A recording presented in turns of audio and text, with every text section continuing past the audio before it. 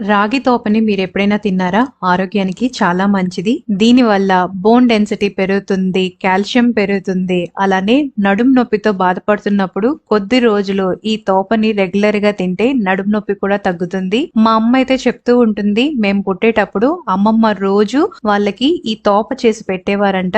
అలా కొద్ది నెలల వరకు తినేవారు. బాలింతలు ఇది తినటం వల్ల వాళ్ళకి పాలు బాగా పడతాయి. అలానే శరీరానికి కూడా మంచి శక్తి వస్తుంది. ఇది చేసుకోవటానికి 3/4 కప్పు తురిమిన బెల్లం, ఒక గ్లాసుడు నీళ్లు, చిటికెడంత ఉప్పుని వేసి బెల్లం అంతా నీటిగా కరిగి వాటర్ బాగా మరిగాక ఫ్లేమ్ ని లోకి అడ్జస్ట్ చేసి బెల్లం తీసుకున్న కప్పు సైజ్ తో 1.5 కప్పు రాగి పిండిని వేసి ఉండలు లేకుండా కలుపుతూనే ఉండాలి.